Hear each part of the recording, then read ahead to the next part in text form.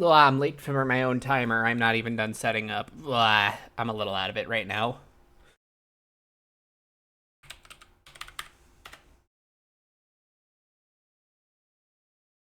Don't you worry, I am perfectly okay. Maybe a little bit sick, but still good enough to play some CTR, as always.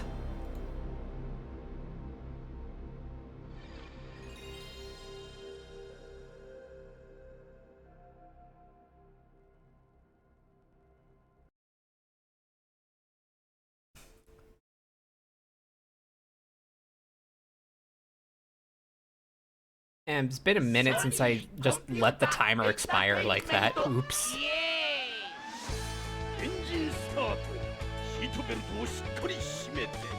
Ah, whatever.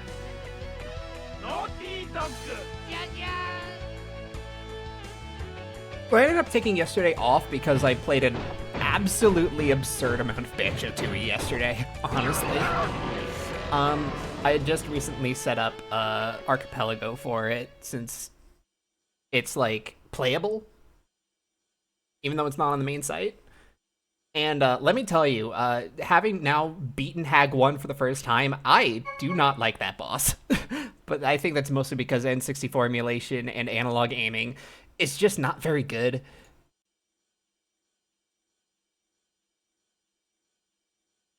Anyway, I want to listen to a specific soundtrack today. We're listening to Kirby and the Rainbow Curse. Fuck you. Oh yeah, we have a PB. I need to update my title. I forgot that I have a better PB now. Barely.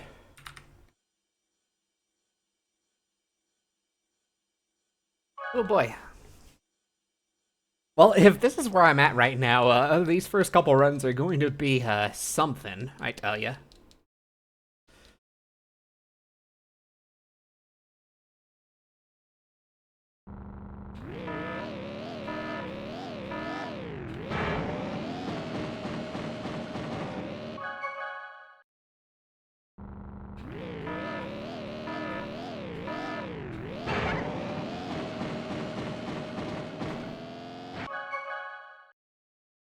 Yeah, I don't know who over at HAL decided we needed a follow-up to Kirby Canvas Curse.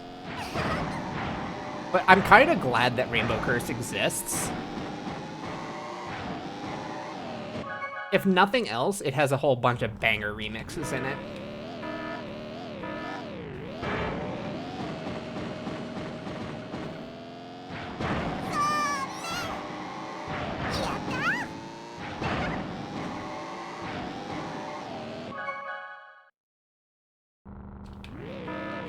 Game itself is like, alright. Not lighting the world on fire, but it's like, for what it set out to do, it did a fine job.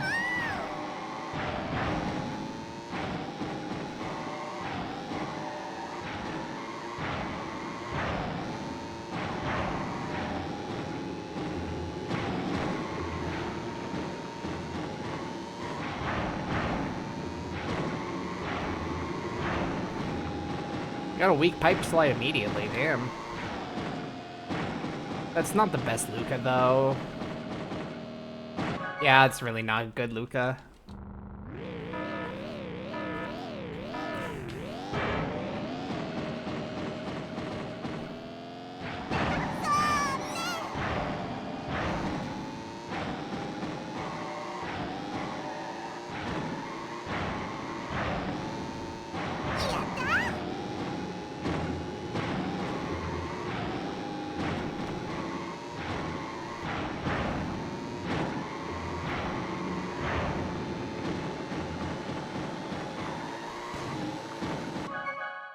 I think I started drifting there a little early. Oh well.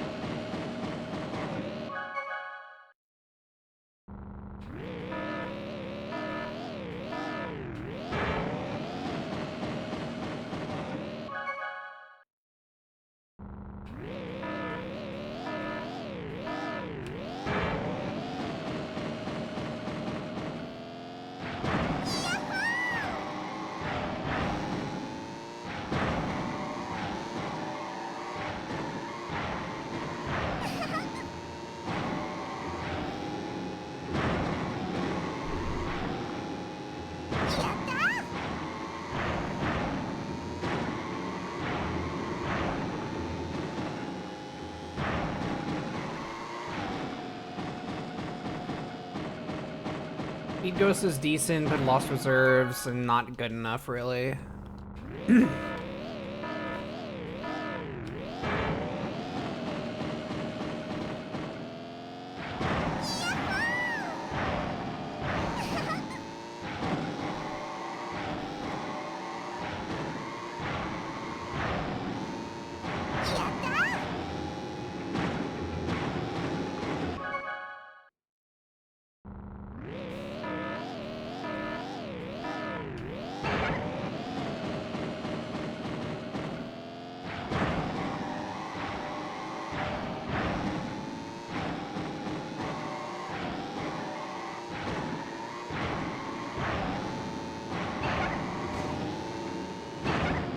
Boing!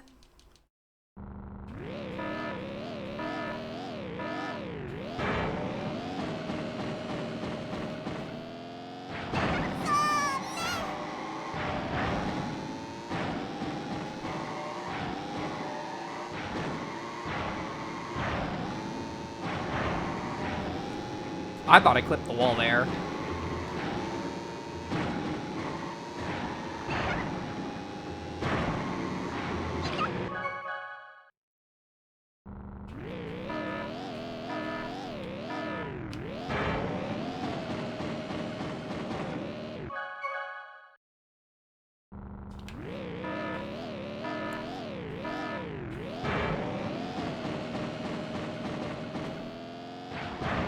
I'm not gonna lie, I think I could get really into Banjo-Tooie as a randomizer, like, even by itself. Like, outside of Archipelago. I should look into seeing if there is, like, a bespoke randomizer for it.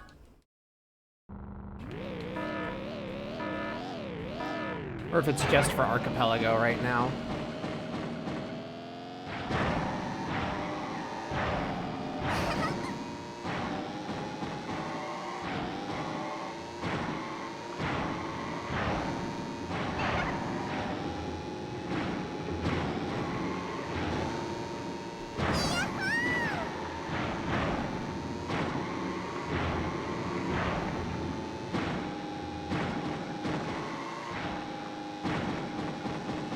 That Speed Ghost was not as strong as I'd like.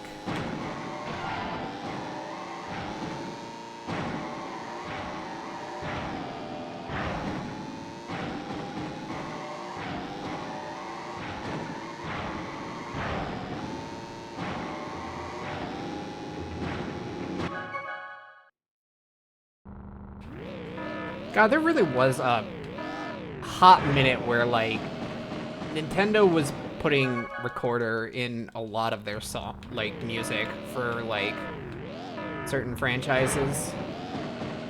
Yoshi and Kirby, I just remember a whole lot of recorder being used. Like, during the Wii U era, specifically. What a strange time that was. So many mid-games.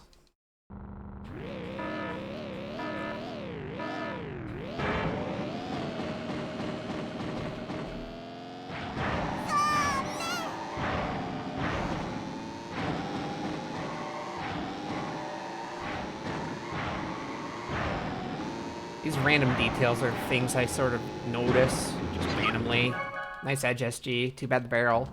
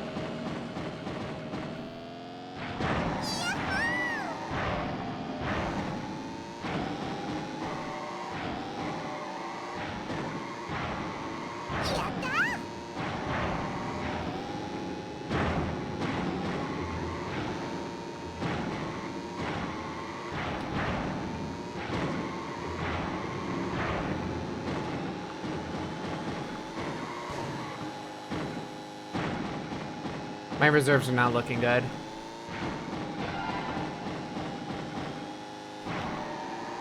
They were good enough.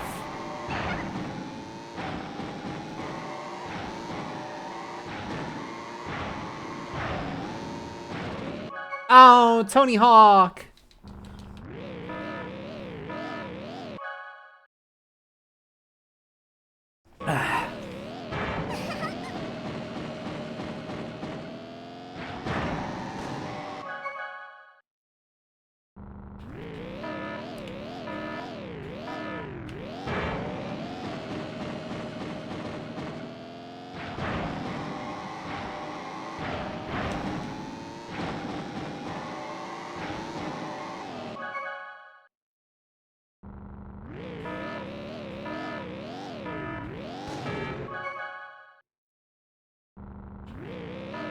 They did just put a whole bunch of applause into this jingle in the OST.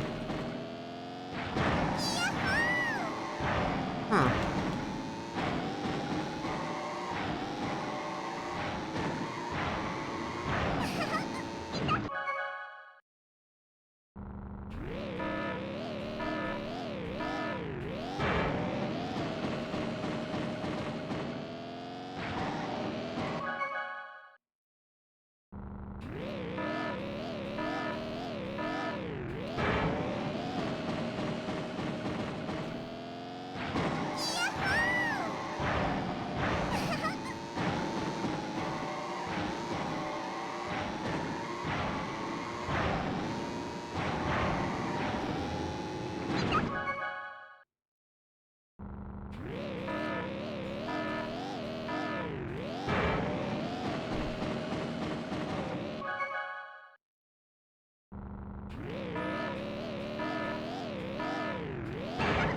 No matter what happens, I do need to get a pipe slide. Like, in this... And whatever run ends up finally doing it, I need a pipe slide, and I'm probably going to need 2 of them. Almost like the rest of my course is, like, actually godlike.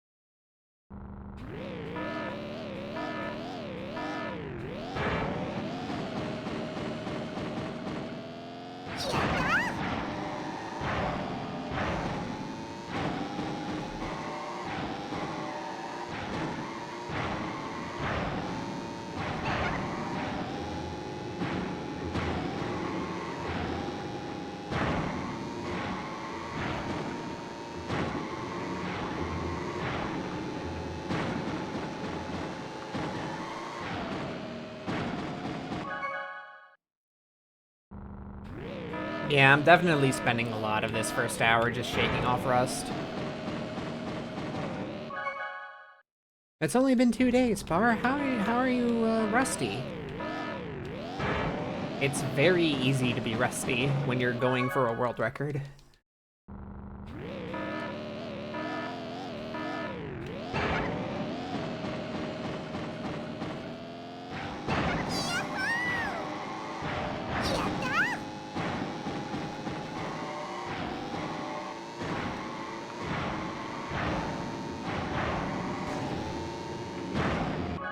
Boing! I might not have hit the invisible spring if I actually hit the mini turbo.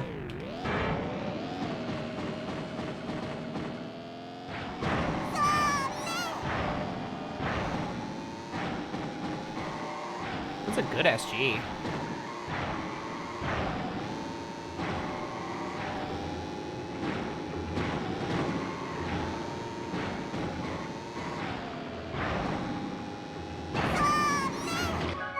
Ah, way too high, way too high. If I was lower, I think that would have worked.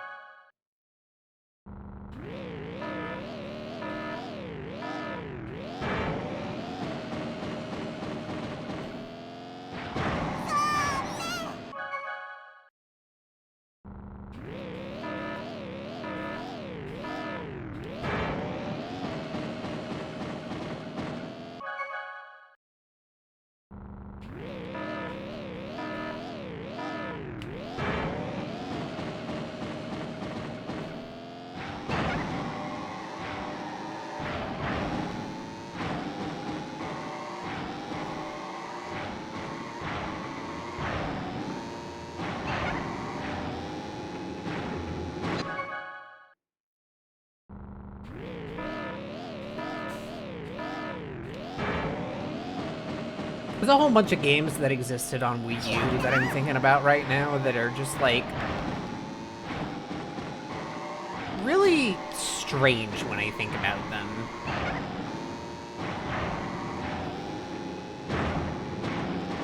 A lot of people who are much smarter than me have definitely done a deep dive as to, like, just how utterly bizarre the Wii U time was for Nintendo. I have to be thankful for it on some level because it birthed Splatoon and still one of my favorite franchises of all time. I have a complicated relationship with it right now, but I utterly adore it. Boing, by the way. And I realize that that's going to be the same thing with a lot of other of the weird games that came out on Wii U.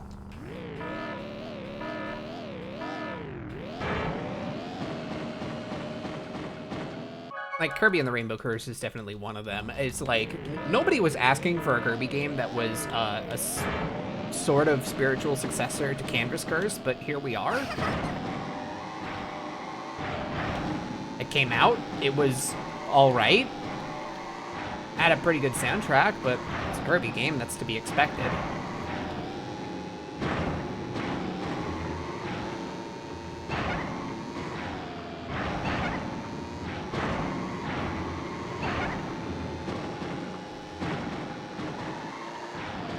Even some of the hits on Wii U are definitely just weird.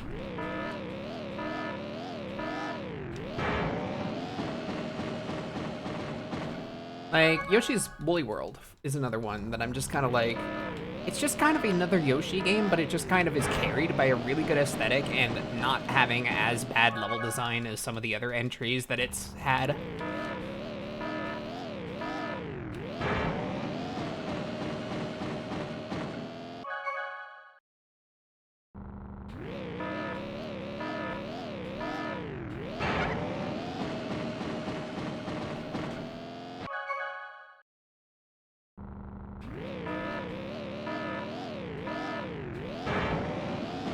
I'm convinced that Nintendo just generally does not know what to do with Yoshi anymore. It seems to be just kind of an art style experimentation sort of thing now. Because, like, each game in the series since, like, New Island has been experimenting with the art style of the series. And, like, the actual quality of the gameplay is, like, extremely wild in terms of, like, how good they are.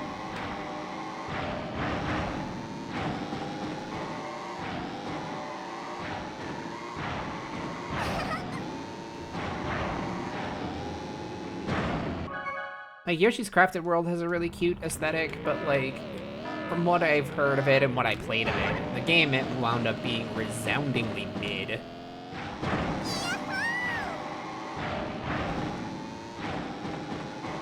New Island was outright bad. Woolly World was received well. I don't think it was that spectacular.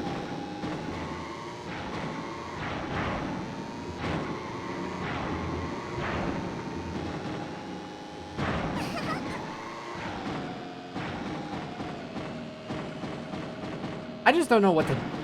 I just don't know what I see in Yoshi anymore.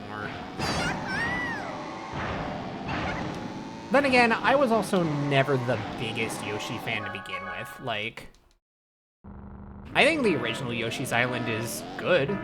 Don't get me wrong. But I also don't particularly like its scoring system because I think it punishes you a little bit too hard for getting hit. And the stages are a bit too long to be emphasizing collection, while also grading you on not getting hit. Because that's functionally what the star grading is. You can't get hit. And the later you get into the game, the harder it is to maintain that. But if you're slowly and carefully exploring things, the red coins and flowers shouldn't be that much of a problem, even that late into the game.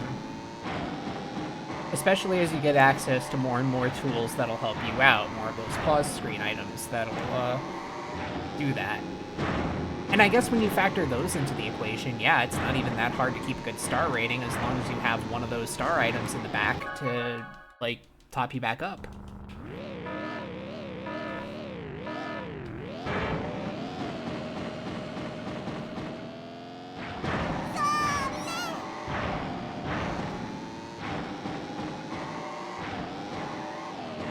One of those games that I kind of feel like, even back then, was mostly coasting on its vibes more than it was like its actual gameplay. Felt great to control, especially for the time, but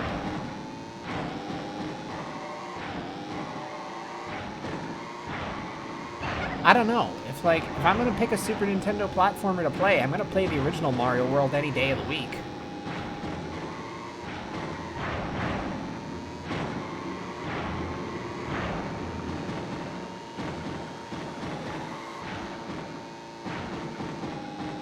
Friendly reminder that Yoshi's Island is technically a sequel to Super Mario World. Well, prequel, I guess.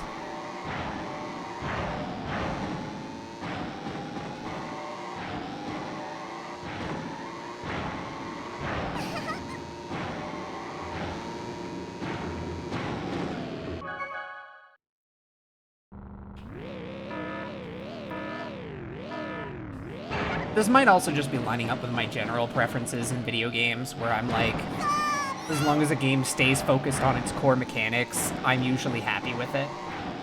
And the more it tries to distract from those core mechanics and, like, break things up with things that are not built around the language that it has been spending all game teaching you,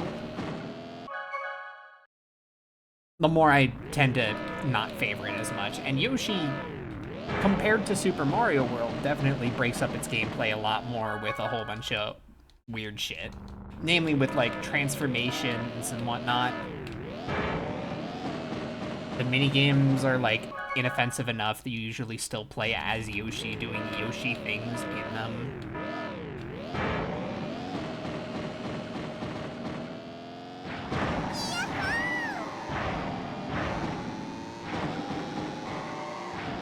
I just tend to like much more focused core experiences than, like, things that try to give you, like, a wide variety of things to do.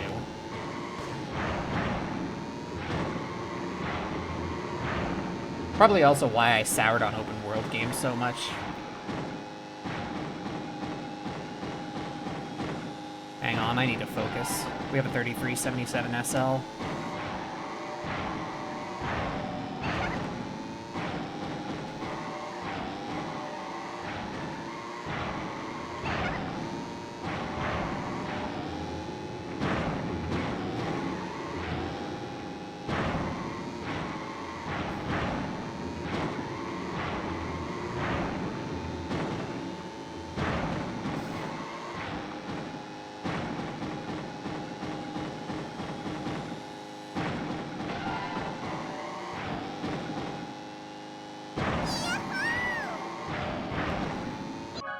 That was a weak Luca at the end of lap 2.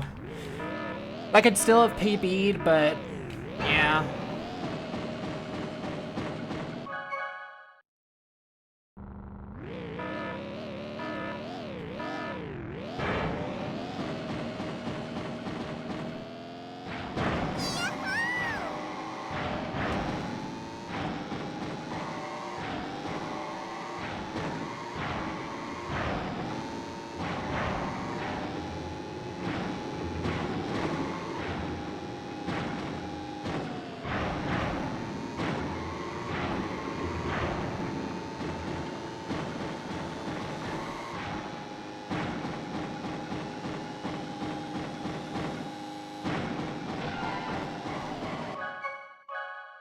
$33.91. Jesus. The Luca was shaky again, but, like, it was okay. It was fine enough. I could have worked with that.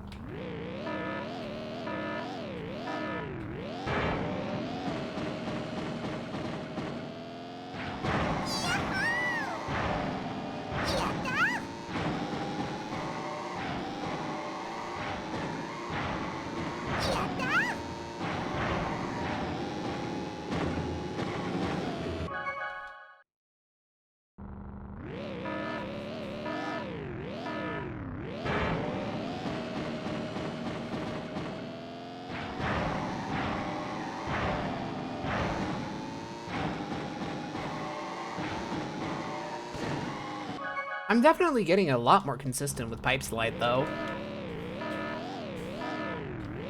I was like, what, almost 2 in a row pipe slides, 33 SLs. The follow-through wasn't really all that great, but...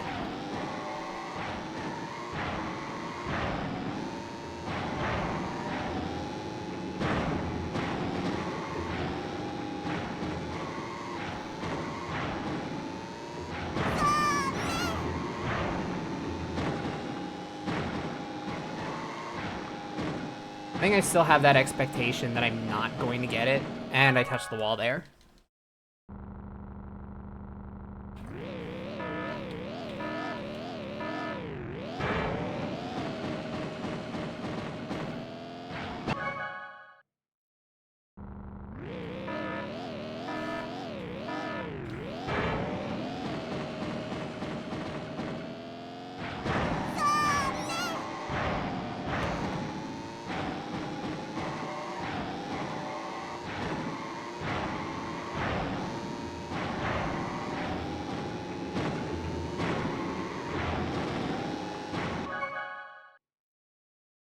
I didn't mean to do a mid-air there. I kind of did weird things to my lung. I tried to keep it going because I had an edge SG, but then I kind of did something weird. I don't know.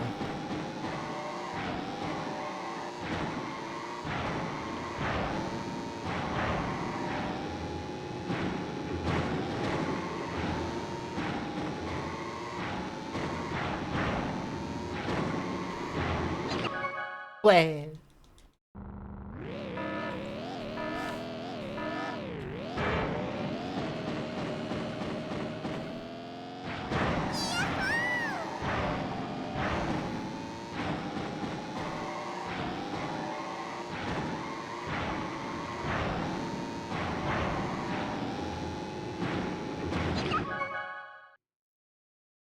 How much can you consider my success rate with pipe slide if I technically haven't finished a run with one?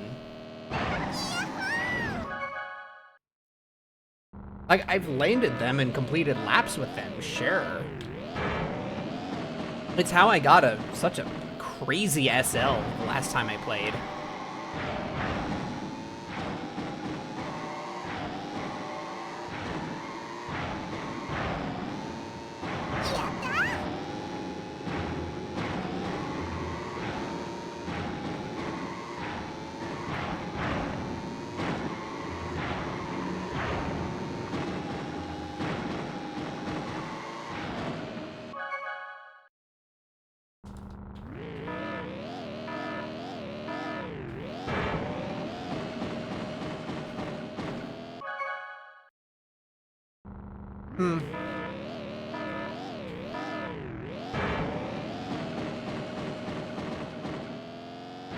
I don't know why I got onto such a big Yoshi tangent.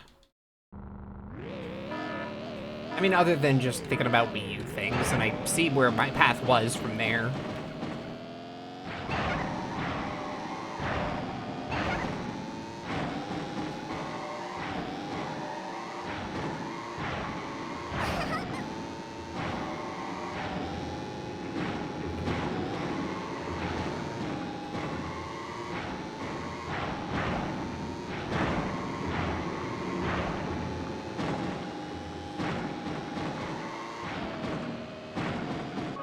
Really specific tastes in games, I've noticed. Games where I can, like, knuckle down and focus on one particular set of mechanics. That's the sort of stuff that appeals to me.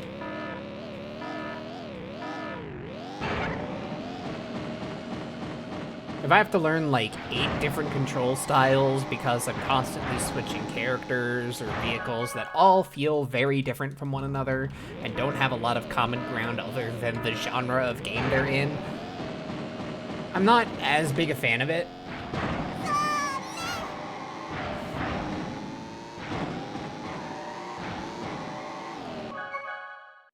I actually have a really weird relationship with the Sly games as a result of that.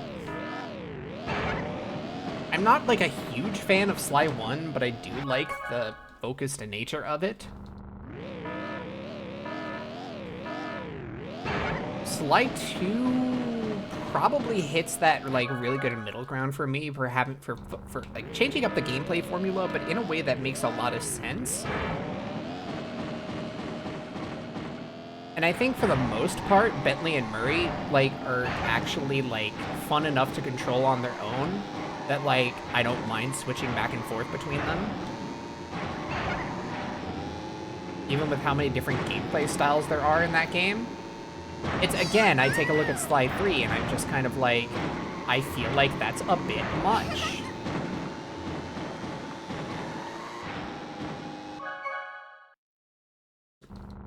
And I even feel the same way about... Do I feel the same way about Sly 4? Actually, no. Sly 4, I actually feel less weird about in terms of the alternate playable characters, because a lot of the fourth characters, depending on which chapter you're in, end up playing like kind of like Sly but with fundamental differences. Like they have like a single gimmick to them that they use really well, except for like Bob. I think that was his name anyway.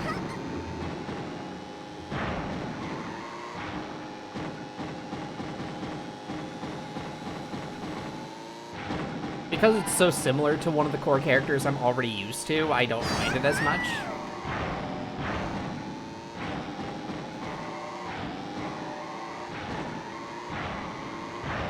Whereas Bentley and Murray always end up feeling very different from Sly. As well they should. Bentley needs to approach things tactically because he sucks in a straight-up fight, whereas Murray is the opposite. He is very good when he's in a brawl. And his skill set reflects that.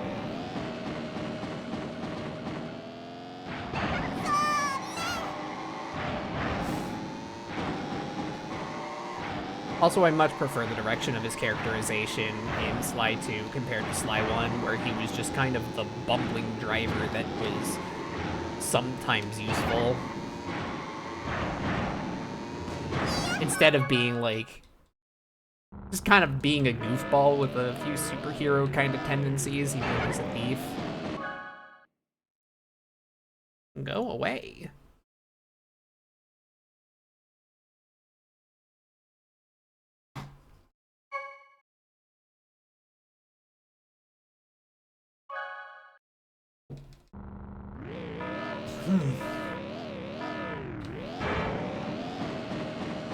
That's another good way to sucker me into a video game also. You give me good character writing and I will excuse a lot of flaws with your game.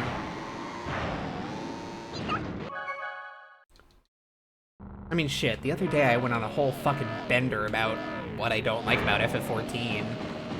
But, like, I still put well over 3,000 hours into it because I love the characters and the world so much. I am a sucker for that kind of stuff.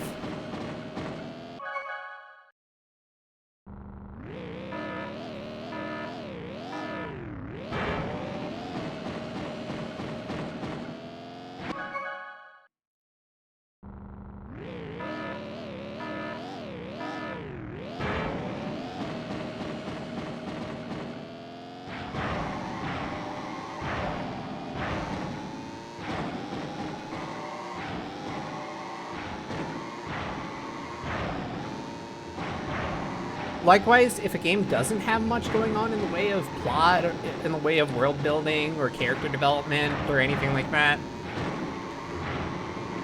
then it needs to sell me on its gameplay. Like, I need at least one of those two pillars to be strong for me to really get into a game.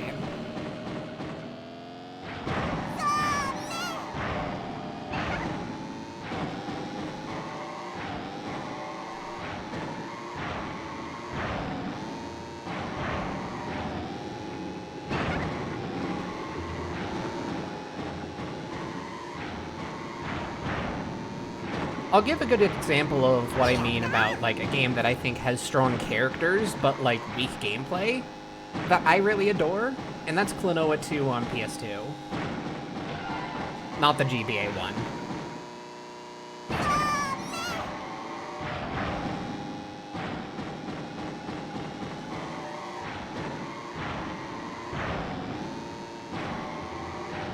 Because, you know, it's a very basic puzzle platformer. You don't really expect too much out of a Klonoa game in terms of gameplay.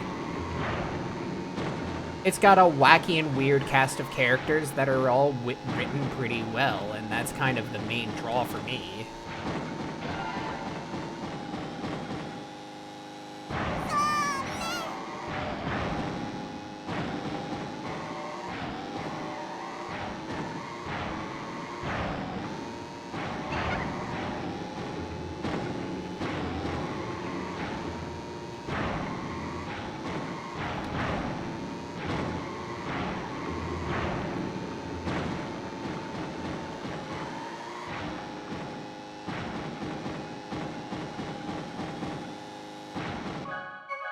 Nah.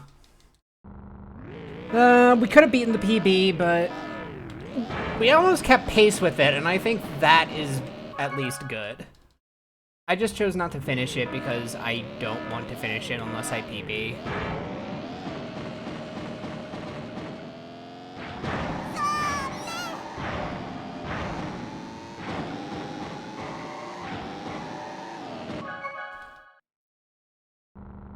Yeah, no pipe slides. Lucas were only okay. I think we missed the ramp SG twice. If not all 3 laps.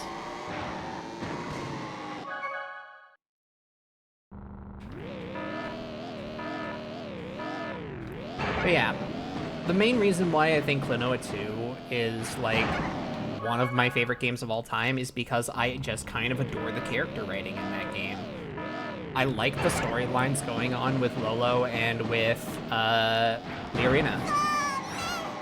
I think they're wonderfully compelling. I think the way the world reacts to them is really cool.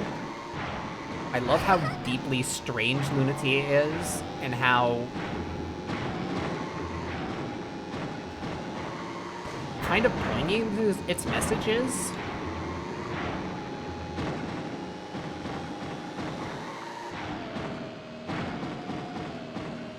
Oh no, I'm not happy with that. I bounced off the wall there.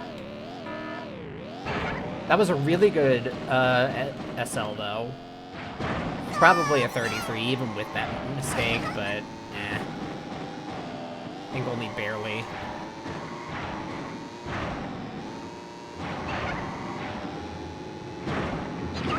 Oh! Once again, screwed by the edge SG.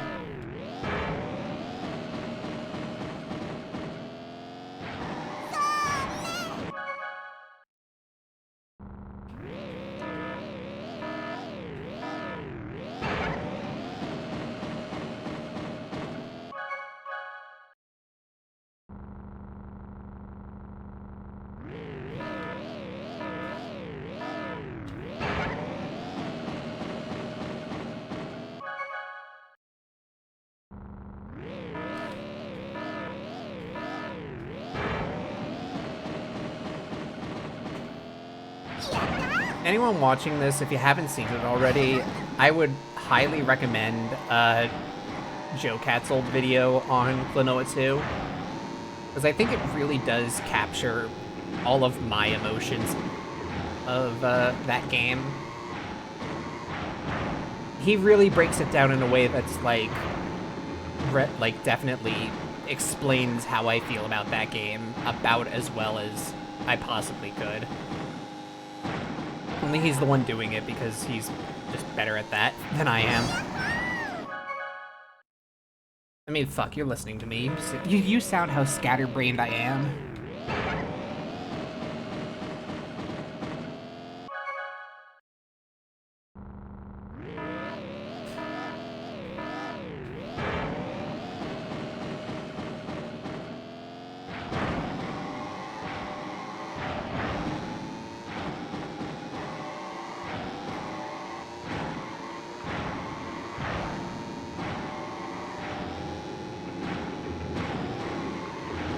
Flashbanged.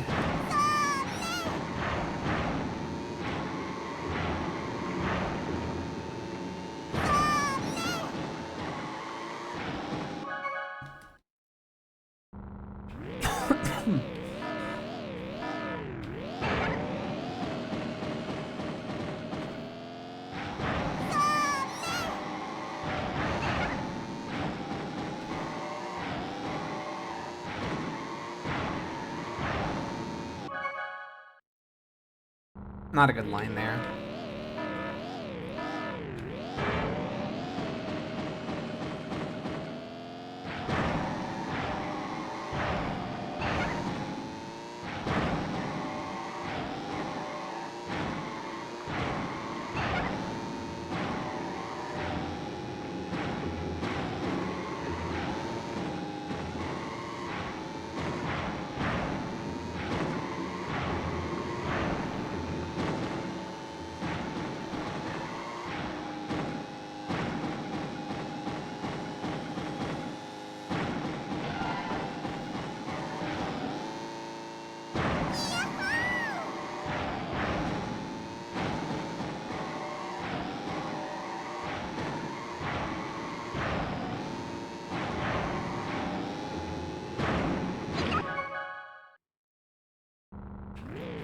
That barrel was going to screw me over no matter what. It was still too far to the left. That wasn't even Edge SG screwing me over.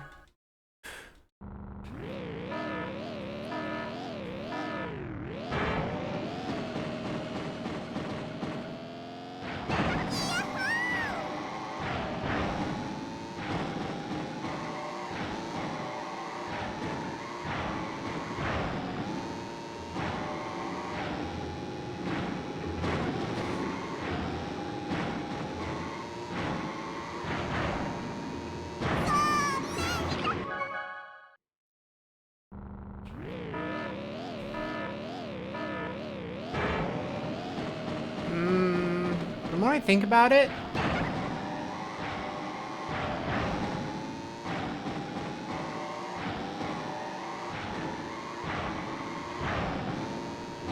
I was trying to avoid a midair in a different part of the course, but maybe I should just stop going for that midair. I think it's screwed me over more than it's helped me, and I know I can afford to skip one midair in the route I'm taking.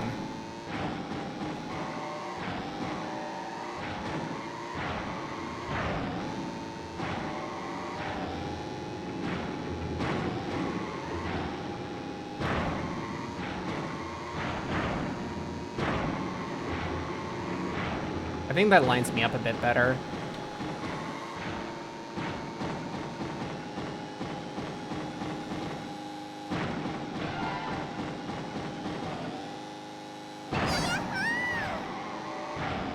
I mean, hell, I can skip both.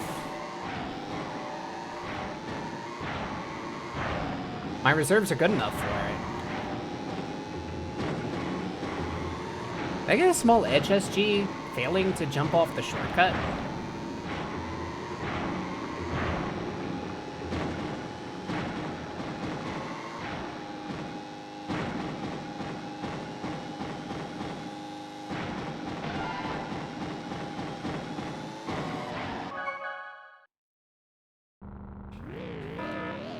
That lack of a hang time turbo is what killed that reserves too. Yeah.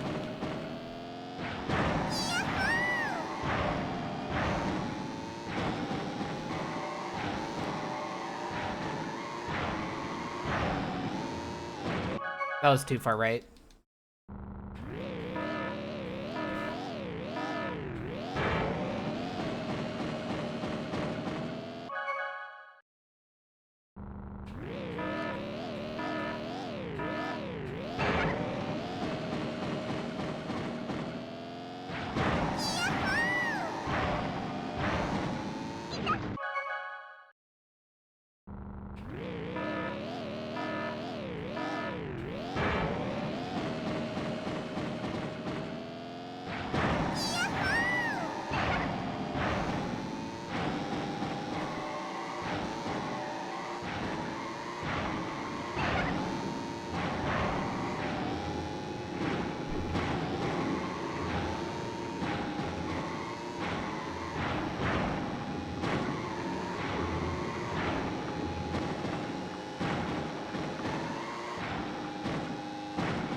Weak SG.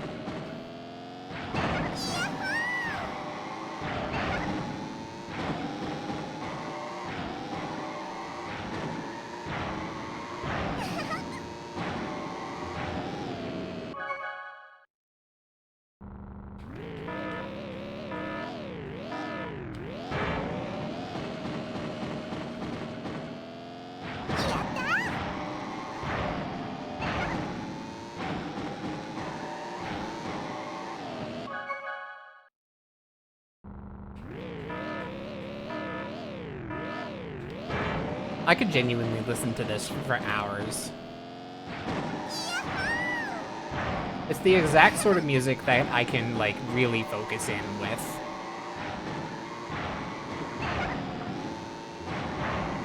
Steady, repetitive beats like this. They do good things for my brain.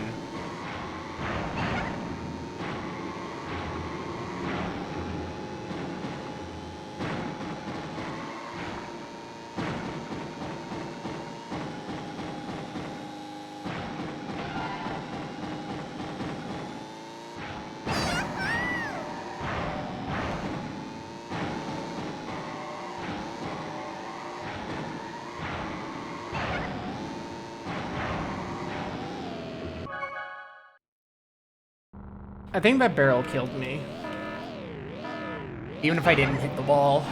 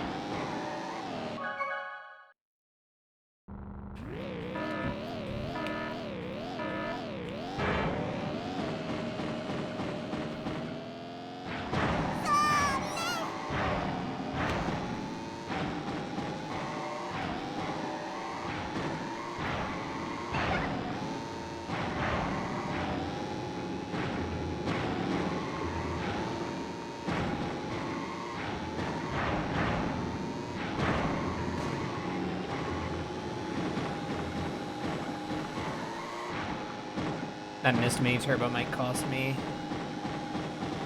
I think it's costing me right now, honestly. This Lucas sucks. Yeah, I lost fire.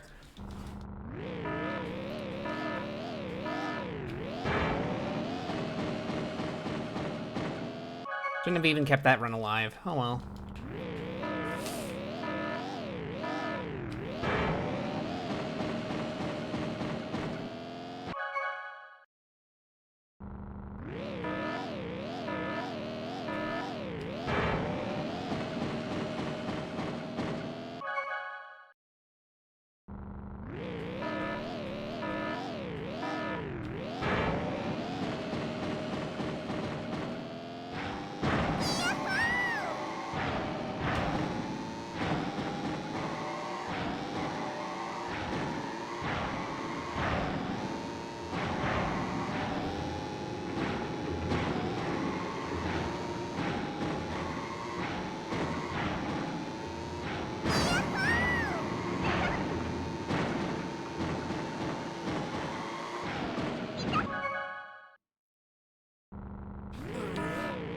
Alright. I'm getting close to the point where I should be taking a break.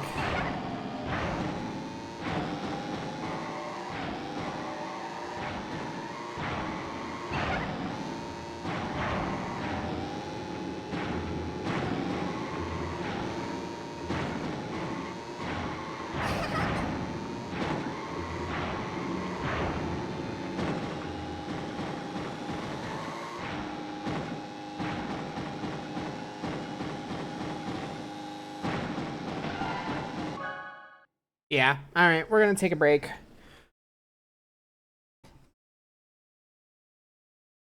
That wasn't a particularly good attempt, but whatever. It's fine.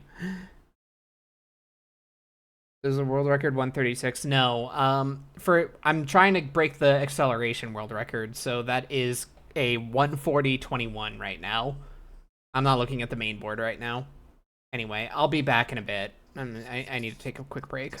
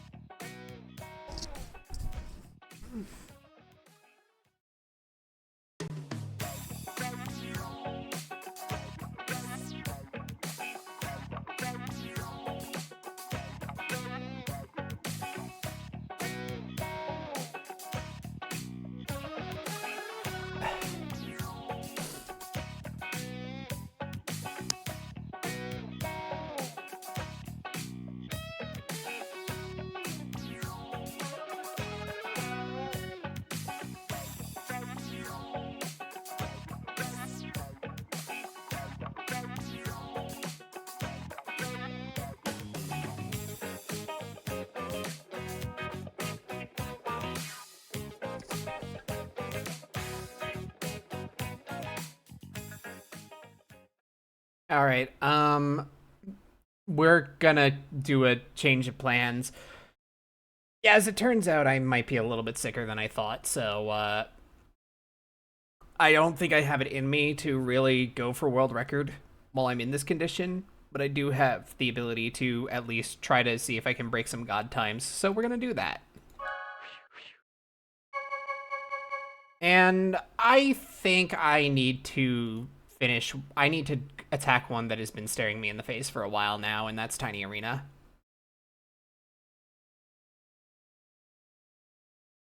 I think I can do this one no problem.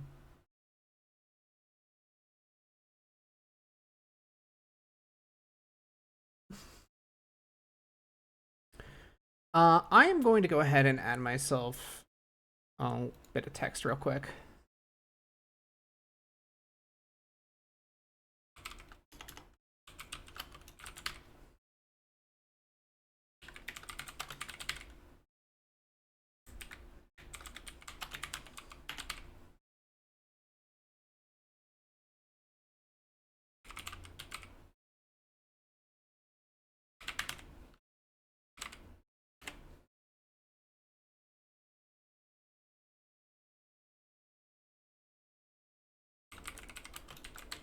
I'll fix the font I'll fix the everything in a bit.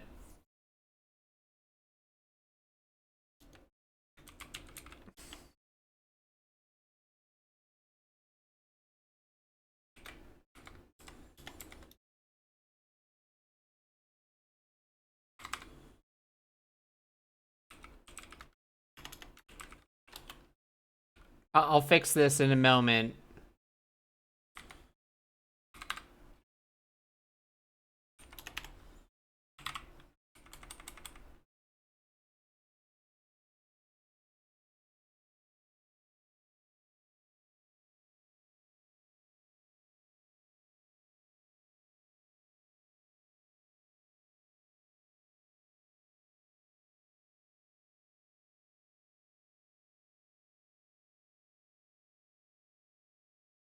Yeah, there, that works.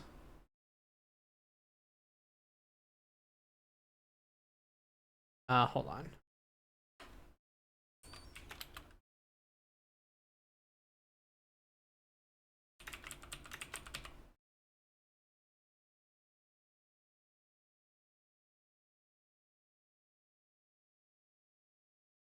Can I center align this? Yes.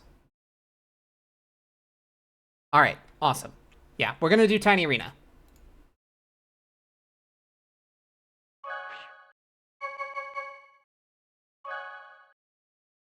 All right, Outlaw, hi. Coridon and Perish Trap 1 UIC? Jeez. Wolfie did it again?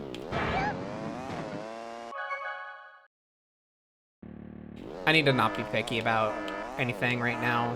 I need a ghost.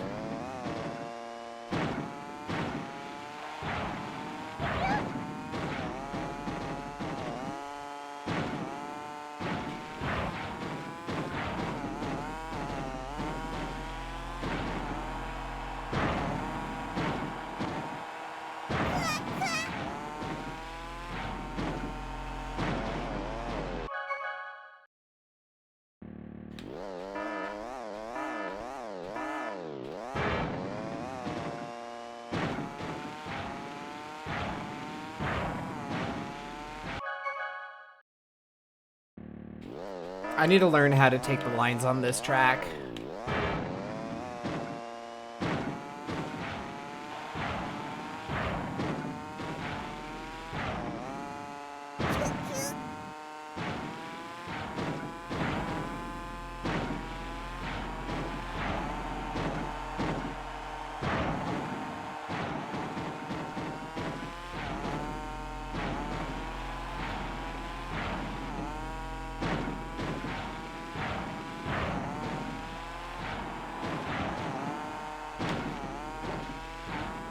Mud.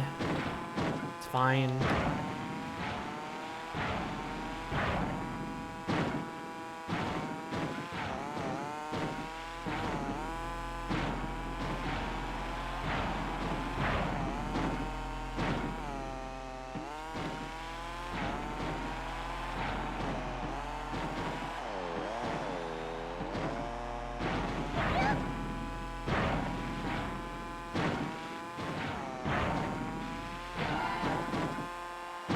I very much just kind of need a baseline right now.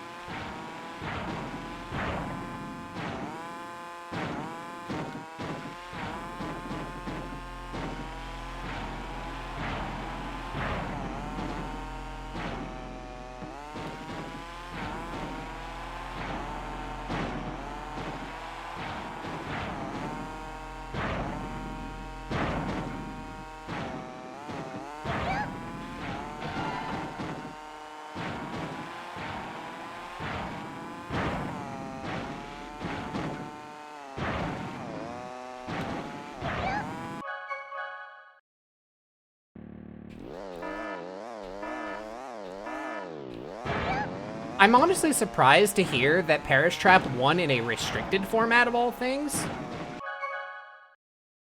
I didn't think it would be viable. Because, like, the trap component is very weak compared to the restricted Pokemon that are running around right now.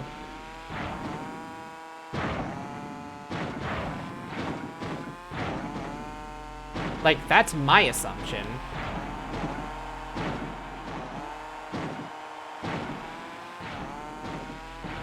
And perhaps reasonably, that's what a lot of other people would have thought.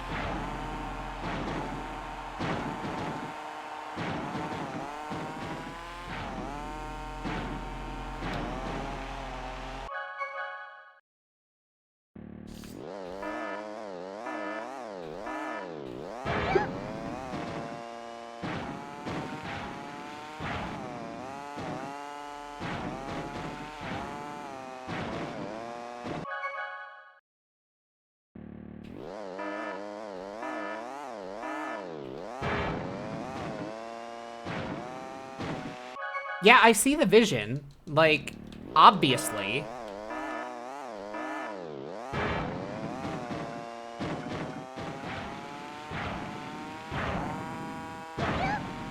I'm just surprised it worked. Because, like, you're still bringing a screen tail into a whole bunch of stuff. I don't know how much that photosynthesis boost would matter.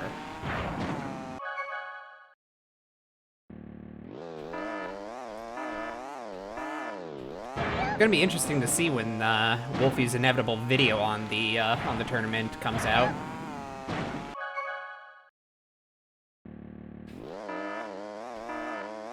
I'm more curious about what the Gothitelle looks like, because, I mean, of course he's using Gothitelle. It's the only Shadow Tag user that's, like, available and viable.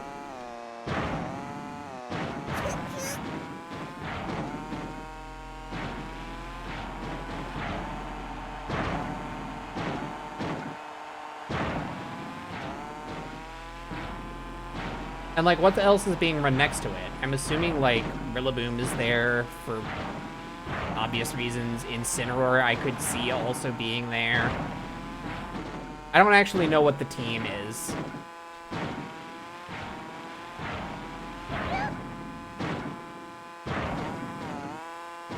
It's really easy to lose speed there.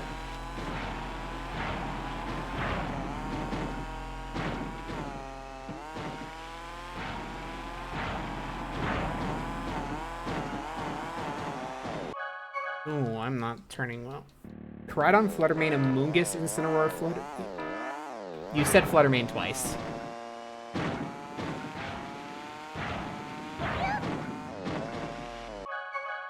Screamtail. Yeah, that's what I thought.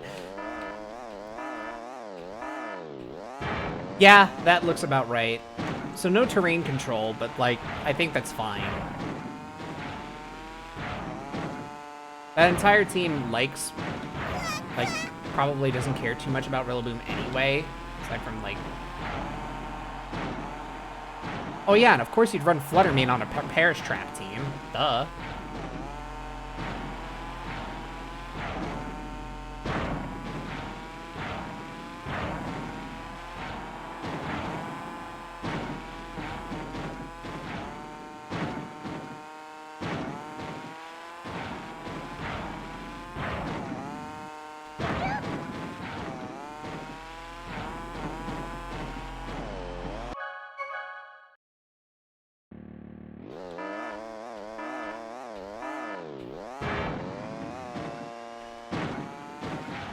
Oh yeah.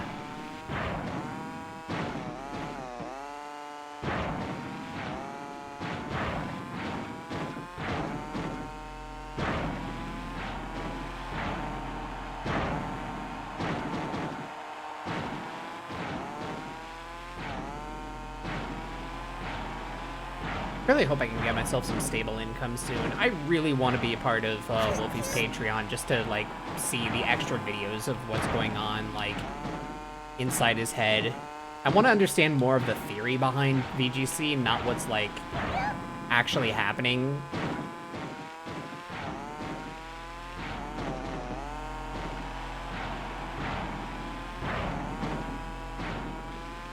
Well, I wasn't great.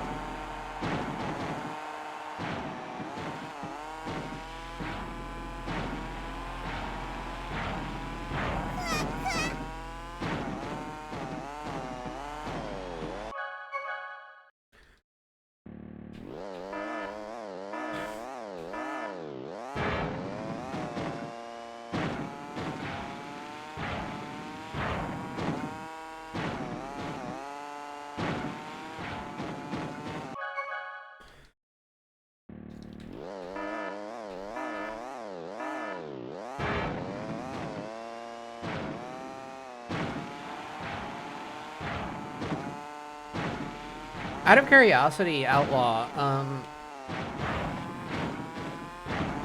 how is Fergaraf a problem for the matchup?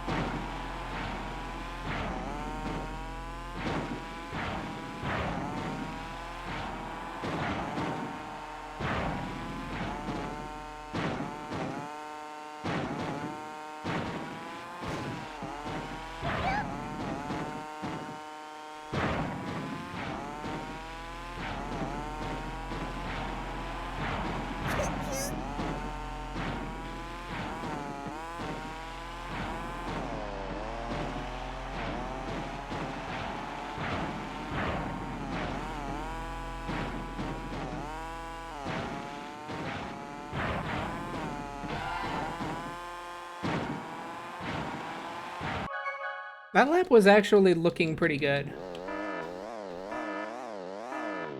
Priority blocking, Trick Room, and Helping Hand. Ah, I see.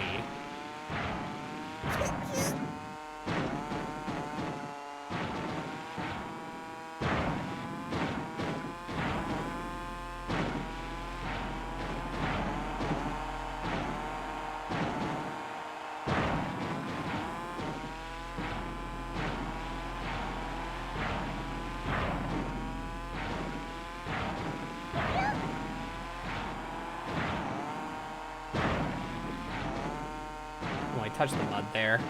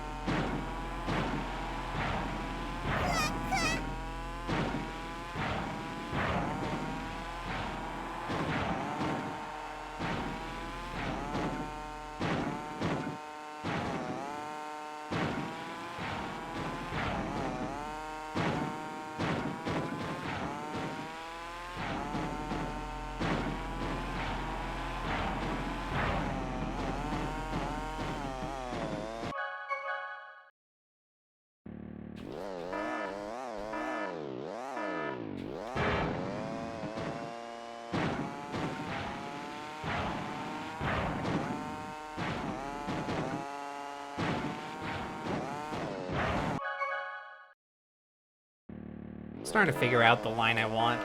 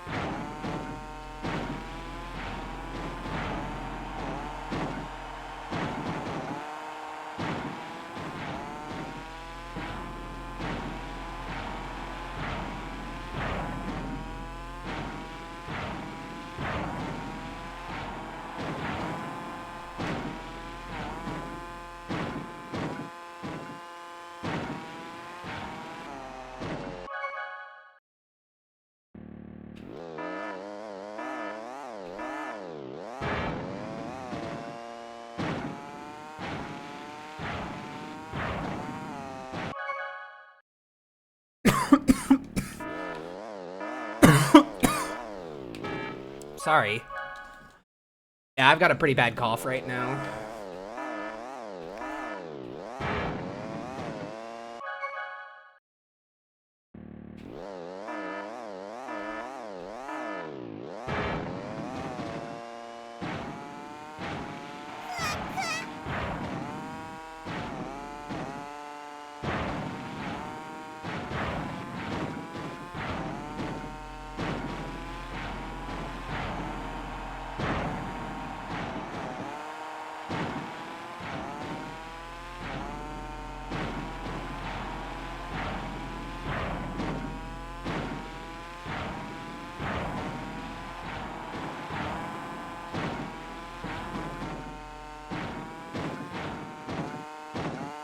Ooh, I lost all my speed there. Let's go.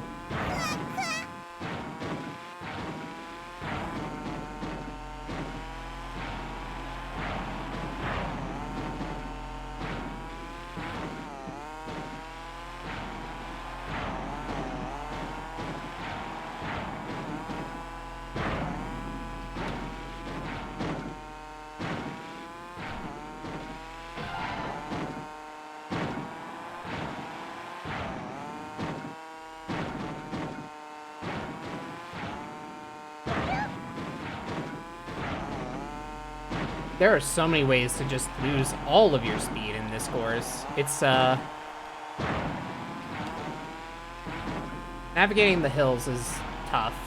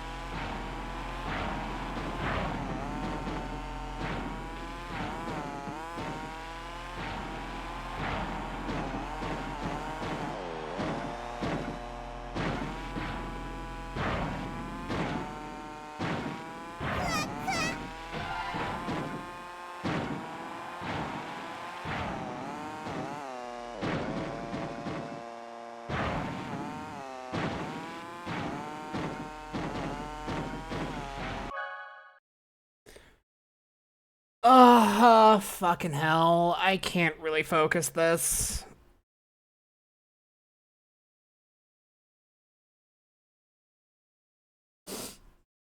No, I think I might have to cut my losses on this. I think I'm feeling too sick. I can't focus. Oh, damn it. I want to do more, but fuck. Yeah, I just can't focus on what I'm doing. I'm just kind of freestyling, and it's not really working. I feel like I have the potential to easily get the lap god, but like, I don't know. Maybe I'll just save it for another time. Figure out something else. I think for now I'm just gonna call it a short stream, but yeah, whatever. I